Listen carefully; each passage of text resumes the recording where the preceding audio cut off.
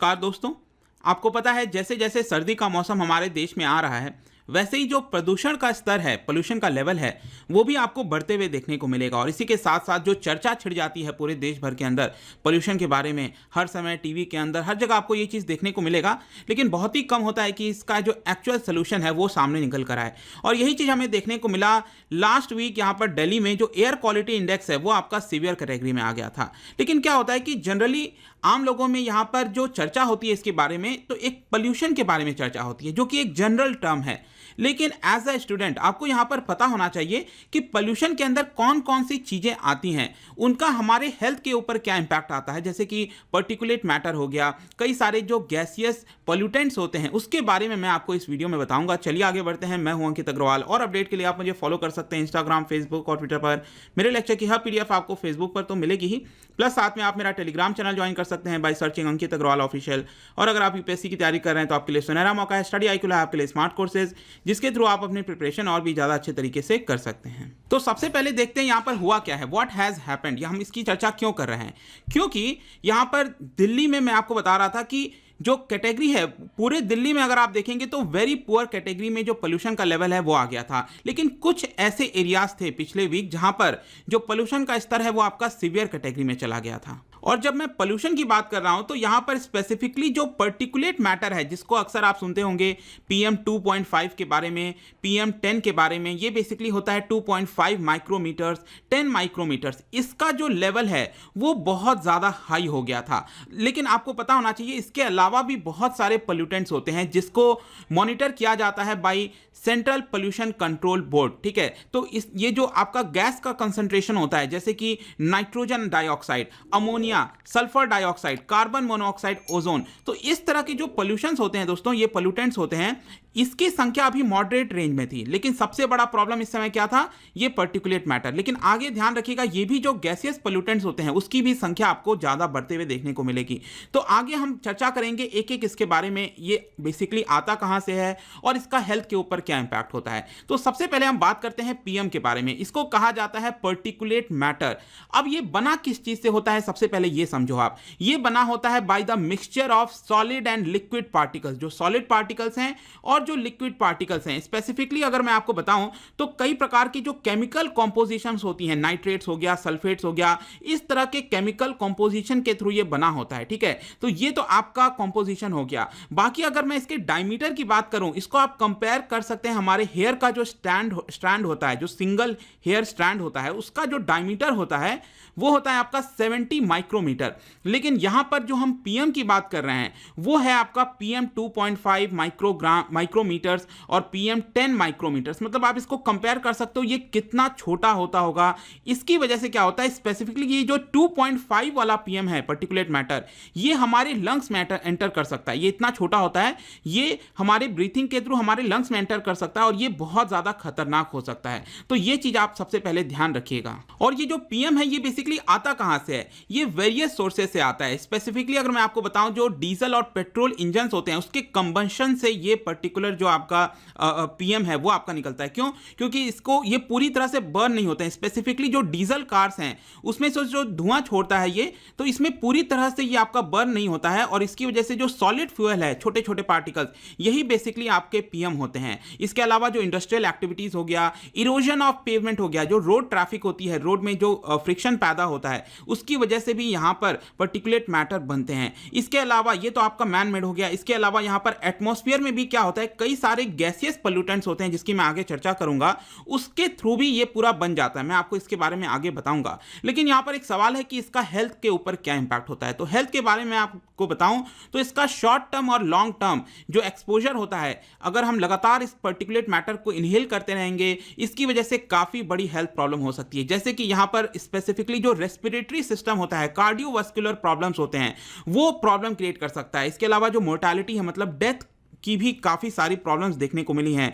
Lung cancer यहाँ पर हो सकता है, और स्पेसिफिकली यहाँ पर ऑलरेडी वो लोग जिनको प्री एग्जिस्टिंग डिजीजेज हैं, जैसे कि लंग की प्रॉब्लम है, हार्ट डिजीजेज हैं, और जो एल्डरली पीपल हैं, छोटे बच्चे हैं, और इसीलिए कहा जाता है कि छोटे बच्चों को और जो एल्डरली पीपल हैं उनको इस पर्टिकुलर सीजन में बहुत ज़्यादा बाहर नहीं निकलना चाहिए, स्पेसिफिकली शाम को और सुबह, क्योंकि इस समय जो कंसंट्रेशन है पीएम का वो बहुत ज़्यादा हाई होता है। इनफैक्ट यहाँ पर एक ज्वाइंट स्टडी कंडक्ट कराया गया था जहाँ पर बताया गया पूरे विश्व में सबसे ज़्यादा जो पीएम है वो आपका भारत के अंदर ही देखने को मिलेगा, और इसकी वजह से क्या हुआ है कि यहाँ पर 6.7 लाख डेथ्स देखने को मिली हैं बिकॉज ऑफ पर्टिकुलेट मैटर। तो यहाँ पर मैं जो 6.7 लाख डेथ कह रहा हूँ ये बेसिकली आउटडोर पोल्यूशन की वजह से है, और ऐसा नहीं है कि इंडोर पोल्यूशन नहीं होता, ऑल्दो हमें ये चीज़ दिखता नहीं है। इनफैक्ट जो आप डिओड्रेंट स्प्रे करते हो उसकी वजह से भी पीएम पार्टिकल्स निकलते हैं, और यहाँ पर हाउस होल्ड एयर पोल्यूशन की वजह से भी 4.8 लाख डेथ्स हमें देखने को मिली हैं। तो ये तो हो गया आपका पर्टिकुलेट मैटर वाला। इसके अलावा बहुत सारे गैसियस पोल्यूटेंट्स की भी मैं यहाँ पर चर्चा करूंगा। सबसे पहले देखते हैं नाइट्रोजन डाइऑक्साइड के बारे में।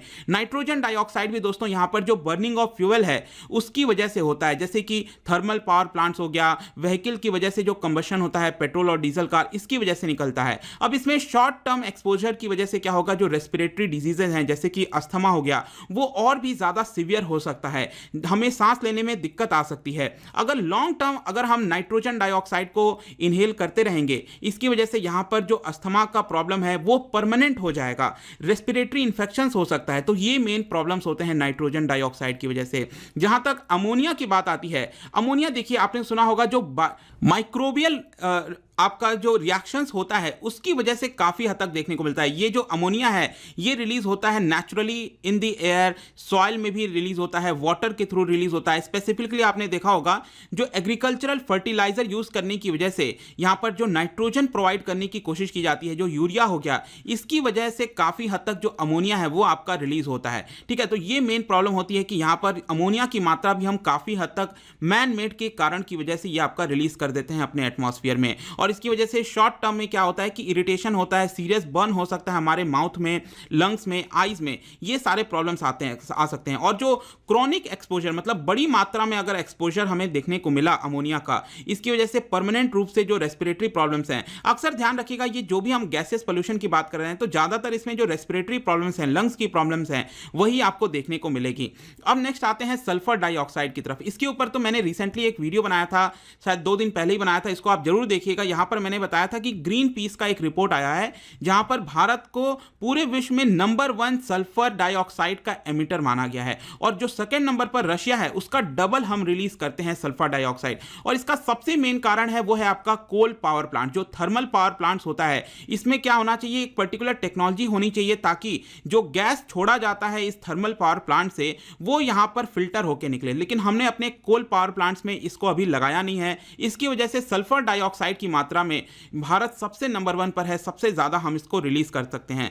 और यहां पर शॉर्ट टर्म प्रॉब्लम की बात करें तो अगेन रेस्पिरेटरी सिस्टम हो गया, ब्रीथिंग की प्रॉब्लम हो गई, और इसका जो लॉन्ग टर्म इंपैक्ट आता है अगेन जो परमानेंट डैमेज है वो कर सकता है। इसके अलावा अगर आप देखिए तो जो SO2 का एमिशन है इन द ईयर, ये बेसिकली क्या करता है कि ये मदद करता है पर्टिकुलेट मैटर बनाने में। मैंने आपको बताया था अभी स्टार्टिंग में कि पर्टिकुलेट मैटर यहाँ पर और भी कई सारे रिएक्शंस की वजह से बन जाता है। तो SO2 क्या करता है, एक तरह का प्लेटफॉर्म प्रोवाइड करता है। मतलब कि पर्टिकुलेट मैटर क्या है कि एक तरह से उस मिक्सचर होता है एक तरह का सॉलिड और लिक्विड पार्टिकल्स का, तो एक तरह से ये SO2 जो है वो सॉलिड पार्टिकल्स की तरह रिएक्ट करता है और यहाँ पर पर्टिकुलेट मैटर फॉर्म करने में ये एक तरह से हेल्प करता है। तो एक तरह से आप कह सकते हो कि ये आपका एग्जैजरेट कर देता है पोल्यूशन के लेवल को। इसके अलावा बात आती है कार्बन मोनोऑक्साइड की। अगेन ध्यान रखिएगा ये बहुत ही डेंजरस आपका गैस होता है, स्पेशली क्योंकि आप देख सकते हो ये टॉक्सिक होता है, कलरलेस होता है और ऑर्डरलेस होता है, आपको सुगंध भी नहीं आएगी। और इसीलिए अक्सर कहते हैं कि यहाँ पर गाड़ी के अंदर, कार के अंदर AC चलाकर नहीं सोना चाहिए, क्योंकि हो सकता है कि जो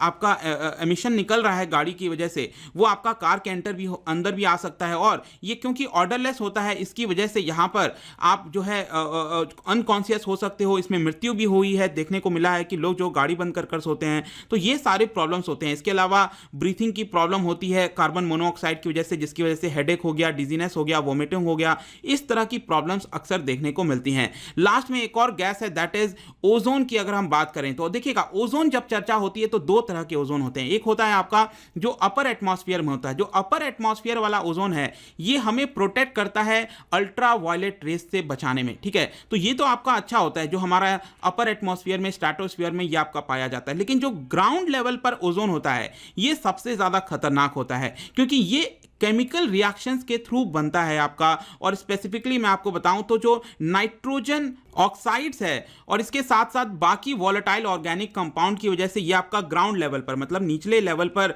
ये आपका क्रिएट होता है, और जिसकी वजह से बहुत सारे हमें हेल्थ प्रॉब्लम्स लगातार देखने को मिलते हैं। थ्रॉट में इरिटेशन हो गया, ठीक है, जो हम ब्रीथ करते हैं उसमें इन्फ्लेमेशन हो गया, इस तरह की प्रॉब्लम्स देखने को मिलती हैं। तो यहाँ तक दोस्तों मैंने आपको बता दिया है जितना भी पोल्यूटेंट्स होता है मेन वो हमने चर्चा किया कि किस तरह से फॉर्म होता है, उसका हेल्थ के ऊपर क्या इंपैक्ट आता है। जाने से पहले यहाँ पर एक इंपॉर्टेंट क्वेश्चन मैं आपके लिए लेकर आया हूँ। आपको पता है एक है आपका एयर क्वालिटी इंडेक्स, AQI अक्सर चर्चा कहते हैं।